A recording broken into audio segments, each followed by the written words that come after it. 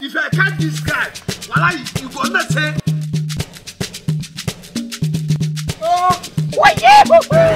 Makarantar ƙauye. Dukanki cikin tablet na ji wani yayi fada. Dukanki ce zai duka. Ki ga ni muguwa ce. Makarantar ƙauye. Ga wani sabo daga kamfanin da ke kawo muku fina-finai iri-iri. H-Bar Wasa Nigeria Limited ke gabatar muku da wannan wasan barkwancin wato Makarantar ƙauye. Me za ka rika mana? Magana kafirci anan. Ranka dade, I say nothing to say.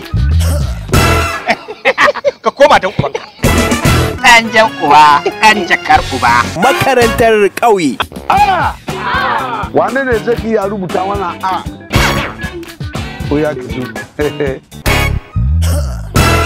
Ke da hankalinki haka na rubuta na. Shi da ke God. Na sai ki fada sunan kare da turanci. Babanmu baya yin turanci. Shi yasa nake so in tuno. Kare? Kare. Shut up! 1, 2, 1, 2.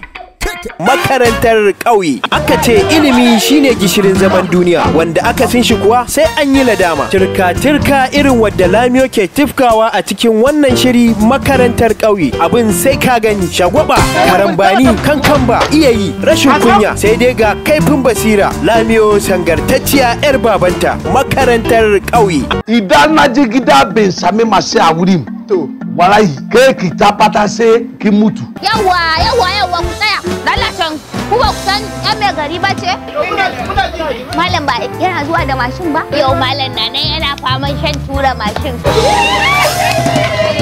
Makarantar ƙauye. Wannan shiri ya hada da 'yan wasa kamar haka: Ahmad Aliyu Tage, Abdulsalam Obinna, Yado Yabanya, Umar Bigi Zaria, sai Shakuri Kundim, Samira Abubakar a matsayin Lamiyo. Ci gaban shiri Malam Musa Isa, labari bin Sa'id Abu Sa'id. Lamiyo mai rabawa kowa aiki, dan kuwa ta raba kowa ya kwasa. Shiryawa Honorable Hamisu Bawasa, mataimakiyar mai bada umarni Hajiya Fatima Lamat, bada umarni Dukko Yakubu. Makarantar ƙauye yana nan tafe.